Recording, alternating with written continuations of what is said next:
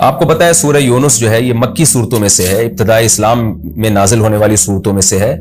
تو بار بار یہ بات میں نے عرض کی ہے کہ مکہ کی صورتوں میں احکام کم ہیں. آپ نے سورہ بقرہ میں بہت سارے احکام پڑھے، سورہ نساء میں بہت سارے احکام پڑھے، لیکن ان صورتوں میں جو مکہ میں ہے نا، ان میں آخرت کی باتیں، عقیدہ توحید، آخرت سے ڈراوا، نبی صلی اللہ علیہ وسلم کی نبوت کے دلائل، یہ ٹاپک بہت زیادہ ہے. تو یہاں بھی ایسا ہی ہے، ان کو بت پرستی سے نکالنے کی کوشش کی جا رہی ہے اہل مکہ کو، کیونکہ جب تک آپ ایک خدا کو حاکم حقیقی معنوں میں نہیں مانتے، آپ اس کے حکم کو کیسے فالو کرو گے؟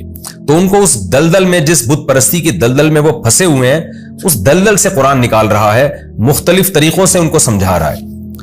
اچھا، مشرکین یہ مانا کرتے تھے کہ اصل جو کائنات کو پیدا کرنے والا اور ہمیں روزی دینے والا وہ خدا ہی ہے، لیکن خدا نے ان بتوں کو بھی اختیارات دے رکھے ہیں، یہ بھی اللہ کے نیک بندے ہیں جن کی ہم نے مورتیاں بنائی ہوئی ہیں. اصل تو وہ مانتے تھے کہ سب کچھ اللہ کا بنایا ہوا، یہ پتھر کے بنے ہوئے بت، یہ تو ان کو ہم نے اپنے ہاتھوں سے بنایا، یہ دنیا میں کیا بنا سکتے ہیں.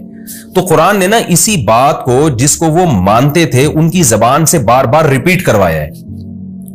جیسے ہم کہہ رہے ہوتے ہیں نا کہ جب آپ کا کسی سے مناظرہ ہو رہا ہوتا ہے یا آپ کی کسی سے بحث ہو رہی ہوتی ہے، تو کچھ باتیں ایسی ہوتی ہیں جو آپ کا مد مقابل بھی مانتا ہے، لیکن ماننے کے بعد پھر وہ اس میں گڑبڑ کرنا شروع کر دیتا ہے. تو سامنے والے کو قائل کرنے کے لیے کیا ہوتا ہے کہ آپ وہی بات اس کی زبان سے بار بار اگلواتے ہیں. جب اگلواتے ہیں تو اس کے دل میں ایک خود بخود ایک فکر پیدا ہوتی ہے کہ یار جب میں اتنی بڑی حقیقت مانتا ہوں تو اس کا تقاضا یہ ہے کہ میں وہ بات بھی مانوں جو سامنے والا کہہ رہا ہے. تو قرآن یہاں بھی یہ کہہ رہا ہے کہ مشرکین سے بار بار کہلوا رہا ہے کہ بتاؤ بارشیں کون برساتا ہے، آسمان اور زمین سے روزی کون دیتا ہے. تو اللہ نے اپنے نبی کو حکم دیا، یہ بات بار بار مشرکین سے کہیں گے نا، وہ بار بار کہیں گے اللہ کرتا ہے، اللہ کرتا ہے، اللہ کرتا ہے. تو جب بار بار ان کی زبان سے یہ لفظ نکلے گا اللہ کرتا ہے، تو پھر نبی کو حکم دیا بتاؤ کہ پھر پوچھتے ان کو کیوں، ان پتھروں کو. تو یہ بھی ایک حق کو دل میں اتارنے کا ایک بہترین طریقہ ہے کہ آپ سامنے والے سے بار بار وہ بات اگلوائیں جو ہمارے اور اس کے درمیان متفق ہے، جس میں ہم دونوں کا اتفاق ہے. اس کی مثال ایسے ہے جیسے قرآن نے اہل کتاب کو کہا کہ تعالوا الی کلمۃ سواء بیننا وبینکم، اے اہل کتاب آؤ ایسی بات کی طرف جو ہمارے تمہارے درمیان مشترک ہے. تمہاری کتابوں میں وہی بات لکھی ہے جو ہماری کتابوں میں لکھی ہے، تو ان اتفاقی چیزوں پہ آؤ ذرا مضبوطی سے.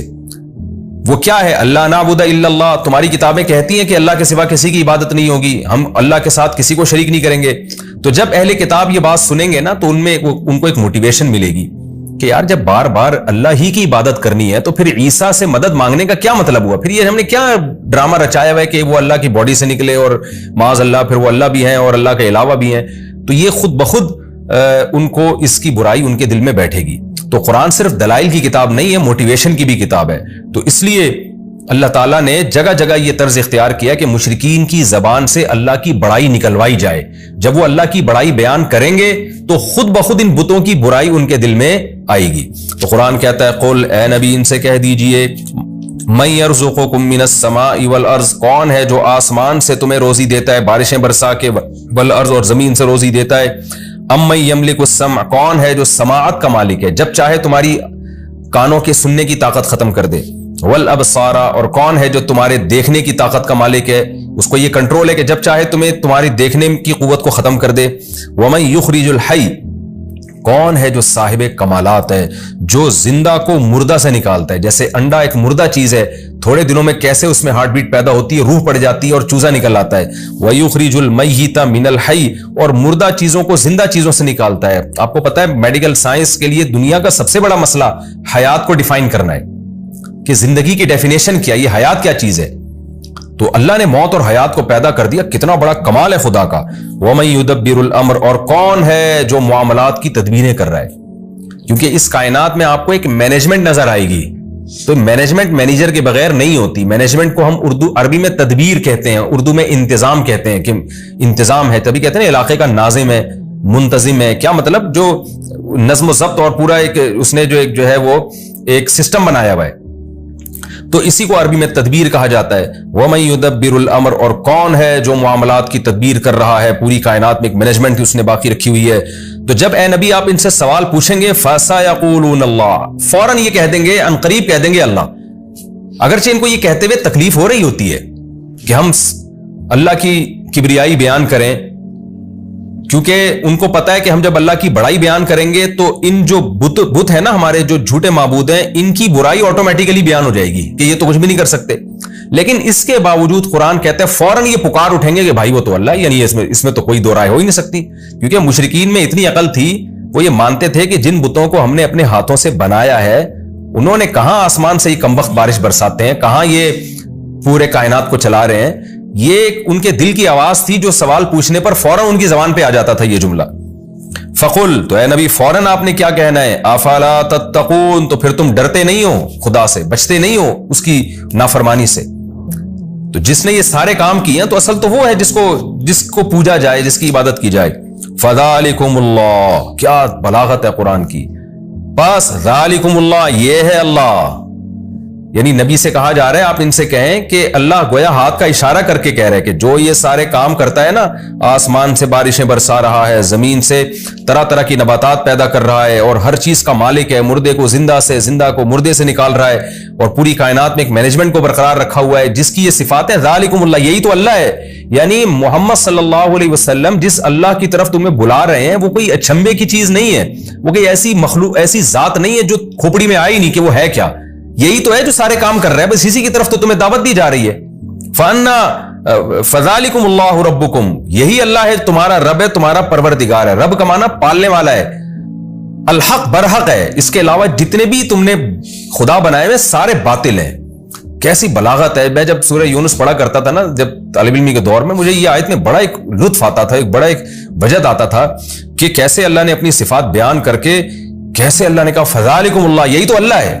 اس کی مثال ایسے جیسے ہم کسی کو سمجھا رہے ہوں, کسی کی کا انٹروڈکشن کروا رہے ہوں کہ بھائی وہ تمہیں بلا رہا ہے اور تمہیں بڑی خدمت کرنا چاہتا ہے, تمہاری دعوت کرنا چاہتا ہے. آپ کہیں یار پتہ نہیں کس کی بات کر رہے ہو, پتہ نہیں کس کی بات کر رہے ہو. ایک دم وہ بندہ سامنے آ جا کے یہی تو ہے جس کی میں بات کر رہا ہوں, یہ کوئی, اس کو تو تم پہلے سے جانتے ہو, اسی کی تو بات کر رہا ہوں میں جس کو تم پہلے سے جانتے ہو, تم ڈر کیوں رہے ہو اس سے.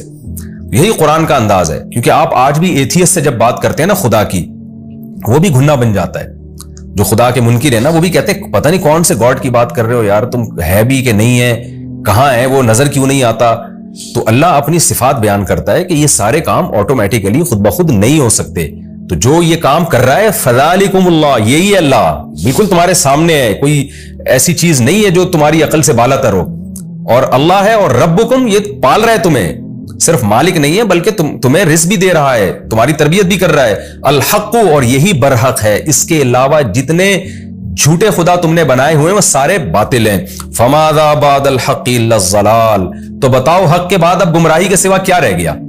یعنی اللہ کا انٹروڈکشن بھی آ گیا, تعارف بھی آ گیا, اور اس سے اللہ کا وجود بھی ثابت ہو گیا, اور اللہ کا ایک ہونا بھی ثابت ہو گیا کہ یہ سارے کام تو اکیلا اللہ کر رہا ہے. جن کو تم معبود بنا کے پوجتے ہو وہ تو کچھ بھی نہیں کر رہے.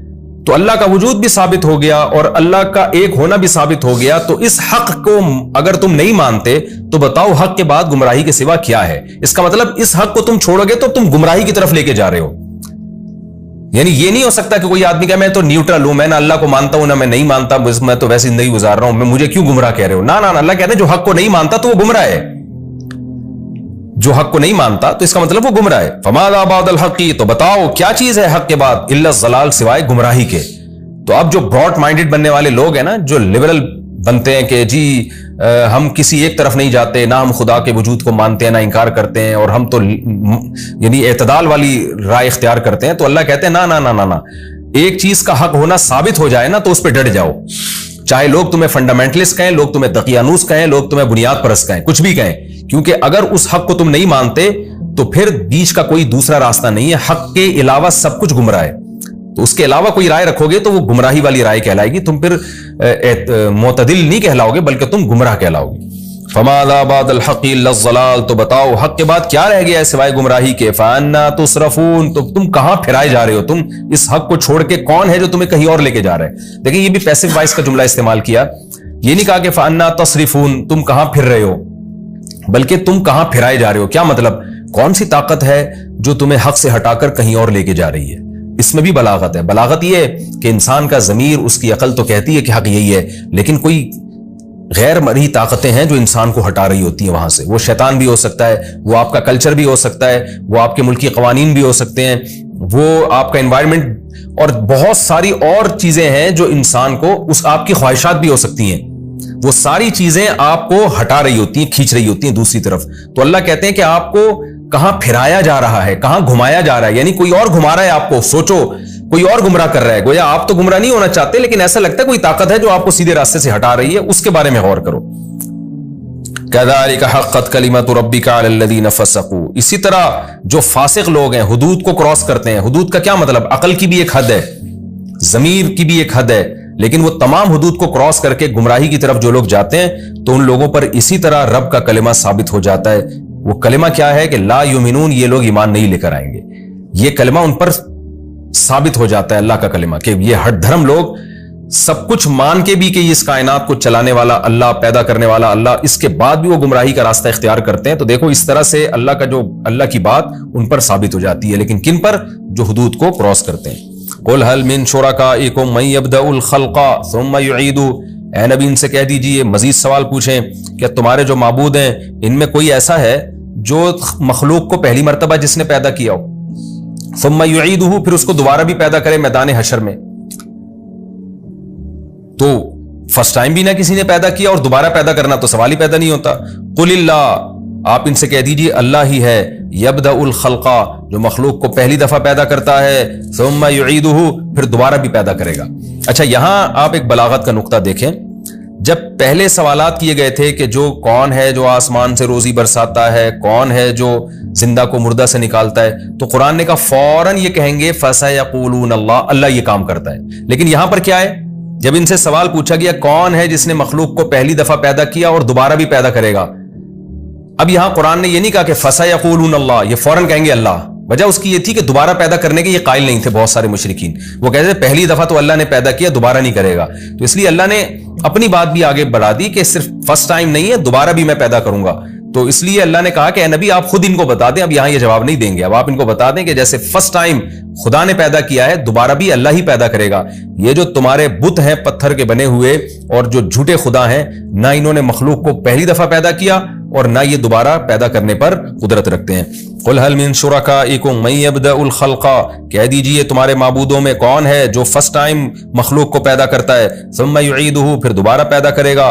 قل اللہ يبدأ الخلق، پھر آپ خود بتا دیں، یہ تو چپ چاپ بیٹھے رہیں گے. آپ ان کو بتا دیں اللہ ہے يبدأ الخلق، جو مخلوق کو پہلی دفعہ پیدا کرتا ہے، ثم يعيده، پھر اس کو دوبارہ بھی لوٹائے گا، دوبارہ بھی پیدا کرے گا. فأنا تؤفكون، تو تم کہاں پھرائے جا رہے ہو؟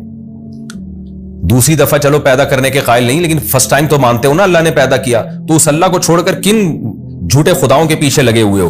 قل هل من شركائكم من يهدي الى الحق، یہ بھی بڑی دلچسپ آیت ہے. آپ بتا دیجئے تمہارے معبودوں میں کون ہے ایسا ہے، من يهدي الى الحق، جو حق کی طرف رہنمائی کرتا ہے. جتنے جھوٹے خدا دنیا میں ہیں، کوئی گائیڈنس ہے؟ وہ ہمیں بتا سکتے ہیں کہ صحیح کیا ہے غلط کیا ہے؟ اور جو اللہ ہے وہ تو ہمیں حق بتا رہا ہے. وہ بتا رہا ہے زنا بری چیز ہے، نکاح بری چیز نہیں ہے، سود بری چیز ہے، تجارت بری چیز نہیں ہے، شراب بری چیز ہے، اور حلال اور پاکیزہ اموال بری چیز نہیں ہے. وہ تو ہمیں جگہ جگہ گائیڈ کر رہا ہے. رشتہ داری توڑنا بری چیز ہے، جوڑنا اچھی چیز ہے. وہ ہمیں نماز بھی بتا رہا ہے کہ ایسے رب کی عبادت کرنی ہے، حج ایسے کرنا ہے، قربانی ایسے کرنی ہے. گائیڈنس آپ کو اسلام میں جگہ جگہ گائیڈنس ملے گی اور بہترین ہدایت ملے گی. تو قرآن کہہ رہا ہے کہ ان سے کہیں کہ ایک تو خدا ہے جو تورات میں، انجیل میں، قرآن میں گائیڈ کر رہا ہے، جس نے ابراہیم علیہ السلام کے ذریعے گائیڈ کیا لوگوں کو، بتایا صحیح کیا ہے غلط کیا ہے. اور ایک تمہارے جھوٹے معبود ہیں جو کمبخت ہزاروں سال سے چپ بیٹھے ہوئے ہیں، پھوٹتے نہیں ہیں منہ سے کچھ بھی. اور اگر کوئی ان میں زندہ معبود ہو وہ گائیڈ بھی غلط کر رہا ہوتا ہے. تو اب بتاؤ کس سے محبت کی جائے گی، کس کی عبادت